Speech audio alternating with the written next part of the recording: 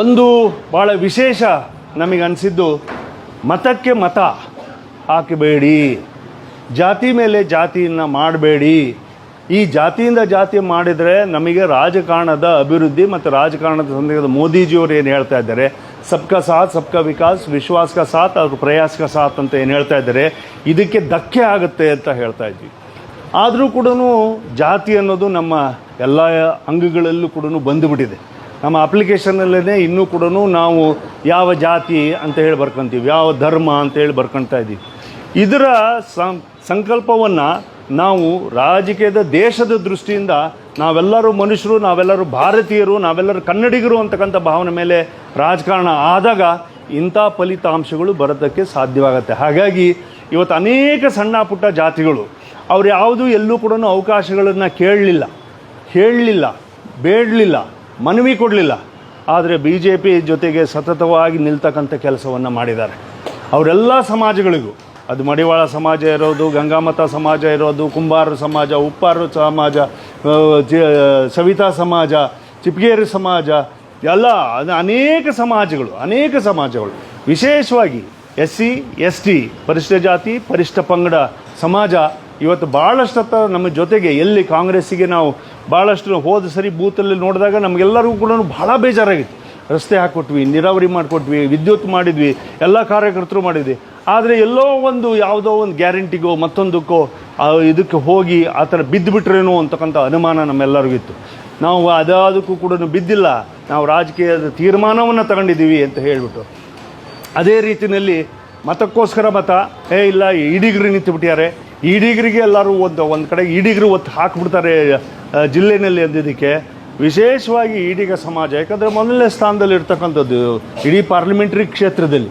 ಆ ಸಮಾಜ ಇವತ್ತು, ನಮ್ಮ ಸಮಾಜ ಏನಿದೆ ಇವತ್ತು ಆ ಜೊತೆಗೆ ನಿಂತುಬಿಟ್ಟು ನಾವು ಯಾವುದೇ ಕಾರಣಕ್ಕೂ ಕೂಡ ವೀರಶೈವ ಸಮಾಜ ಅಥವಾ ಮತ್ತೊಂದು ಸಮಾಜ ಅಂತ ಹೇಳಿಬಿಟ್ಟು ನಾವು ಇದು ಮಾಡೋದಿಲ್ಲ. ನಾವು ನರೇಂದ್ರ ಮೋದಿಜಿಯವರ ಸಮಾಜ, ಭಾರತೀಯರ ಸಮಾಜ, ನಾವೆಲ್ಲ ಕನ್ನಡಿಗರ ಸಮಾಜ ಅಂತೇಳಿ ಎಲ್ಲ ಸಮಾಜಗಳನ್ನು ಜೊತೆಗೂಡಿಸ್ಕೊಂಡು ಹೋಗಿರ್ತಕ್ಕಂಥದ್ದಕ್ಕೆ ಎಲ್ಲ ಸಮಾಜಗಳಿಗೂ ನನ್ನ ಕೃತಜ್ಞತೆಗಳು ಮತ್ತು ಅಭಿನಂದನೆಗಳು. ಆದರೆ ಇವಾಗ ಯಾವ ಸಮಾಜಗಳು ಎಲ್ಲಿ ನಮಗೆ ಕುಂಠಿತವಾಗಿದ್ದಾವೋ, ನಮಗೆ ದಕ್ಕಿಲ್ವೋ ಅಭಿವೃದ್ಧಿ, ನಮಗೆ ಸಂಕಲ್ಪವನ್ನು ಹೋದ್ಸರಿ ಮಾಡಿದಿರಿ, ಅರ್ಧಂಬರ್ಧ ಬಿಟ್ಟಿದ್ದೀರಿ ಅನ್ನೋದನ್ನು MP ಅವರು ಇವತ್ತು ಪೂರ್ಣ ಪ್ರಮಾಣದಲ್ಲಿ ಇರೋದರಿಂದ ಮತ್ತು NDA ಸರ್ಕಾರ ಇವತ್ತಲ್ಲಿ ರಚನೆ ಆಗ್ತಾ ಇದೆ. ನಮಗೆ ಕೇಂದ್ರ ಸರ್ಕಾರ ಇವತ್ತು BJPಯ ಸರ್ಕಾರ ಮತ್ತು NDA ಸರ್ಕಾರ ಸಮ್ಮಿಶ್ರ ಸರ್ಕಾರ ರಚನೆ ಆಗೋದ್ರಿಂದ ನಮ್ಮ ತಾಲೂಕಿಗೆ ಬರ್ತಕ್ಕಂಥ ಅಭಿವೃದ್ಧಿ ಕಾರ್ಯಕ್ರಮಗಳನ್ನು ಇದನ್ನು ಮುಂದುವರ್ಸ್ಕೊಂಡು ಹೋಗೋದಕ್ಕೆ ನೀವು ತಯಾರಿ ಮಾಡಬೇಕು. ನೀವೇ ತಯಾರಿ ಮಾಡಬೇಕು. ಚುನಾವಣೆ ಮಾಡಿದವ್ರು ಯಾರು? ನೀವುಗಳು. ಇವರು ಇವಾಗ ಅಭಿವೃದ್ಧಿಯನ್ನು ಮಾಡಬೇಕಾಗೋರು ಯಾರು? ನೀವುಗಳು.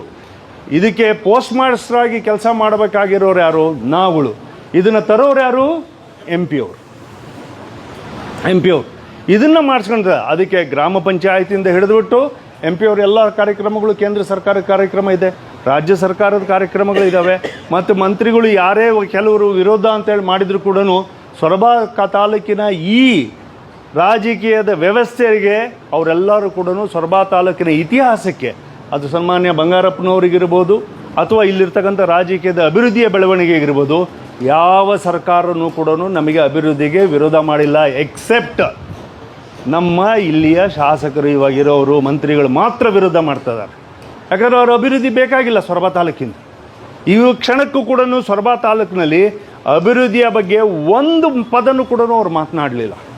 ಒಂದು ಪದ ಅಭಿವೃದ್ಧಿ.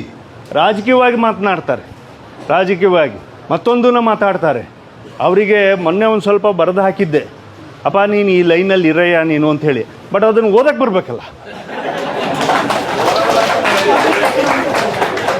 ಅದನ್ನು ನಾನು ಬರೆದಿದ್ದನ್ನು ಚುನಾವಣೆ ರಿಸಲ್ಟ್ ಬರೋಕ್ಕಿಂತ ಮುಂಚೆನೇ ನಾನು 12 ಗಂಟೆಗೆ ಹಾಕ್ಬಿಟ್ಟೆ.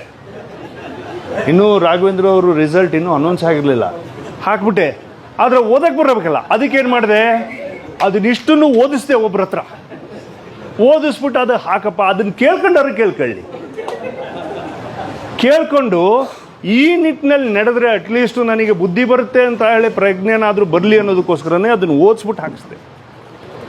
ಯಾಕಂದರೆ ನಾನು ಓದ್ದವ್ರಿಗೆ ಓದದೆ ಬರದೇ ಇರೋರಿಗೆ ನಾನು ವ್ಯತ್ಯಾಸವನ್ನು ಮಾಡ್ತಾಯಿಲ್ಲ. ಅದು ನನ್ನ ದೃಷ್ಟಿಕೋನ ಅಲ್ಲ. ಅನುಭವದಿಂದ ಬಂದಿರತಕ್ಕಂಥವ್ರು ಅಥವಾ ಬುದ್ಧಿವಂತಿಕೆಯಿಂದ ಬಂದಿರತಕ್ಕಂಥವ್ರು ಅದಕ್ಕೆ ಯಾವುದೇ PhD ಸರ್ಟಿಫಿಕೇಟೇ ಬೇಕಾಗಿಲ್ಲ. ಅವರಿಗೆ ನಾವು ಯಾವುದೇ ಇದನ್ನು ಮಾಡ್ತಕ್ಕಂಥ ಅವರು ನಮ್ಮ ಸಮಾಜದ ಮಾರ್ಗದರ್ಶಕರು. ಎಷ್ಟೋ ಹಿರಿಯರಿದ್ದಾರೆ, ಎಷ್ಟೋ ನಮ್ಮ ಜೊತೆಗೆ ದುಡಿತಕ್ಕಂಥ ಜನ ಇದ್ದಾರೆ. ಅವರೆಲ್ಲರೂ ಕೂಡ ಏನೂ ಇಲ್ಲದೇ ಇದ್ದರೂ ಕೂಡ, ಆದರೆ ಇವರು ಯಾವ ಸ್ಥಾನದಲ್ಲಿದ್ದಾರೋ ಆ ಸ್ಥಾನಕ್ಕೆ ಅಗೌರವವನ್ನು ಮಾಡ್ತಾ ಇದ್ದಾರೆ ಮತ್ತು ಆ ಇಲಾಖೆಗೆ ಅಗೌರವ ಮಾಡ್ತಾ ಇದ್ದಾರೆ, ಕನ್ನಡಿಗರಿಗೆ ಅಗೌರವವನ್ನು ಮಾಡ್ತಾ ಇದ್ದಾರೆ ಮತ್ತು ಯಾವುದೇ ಕ್ಷಣಕ್ಕೂ ಕೂಡ ಅವ್ರನ್ನ ಮಿನಿಸ್ಟ್ರಿಯಿಂದ ಕಿತ್ತಾಕ್ಬೋದು, ಇಲ್ಲಾಂದರೆ ಇವರಾರು ರಾಜೀನಾಮೆ ಕೊಡಬೇಕು ಅಂತಲೂ ಒತ್ತಾಯ ಮಾಡಿದ್ವಿ.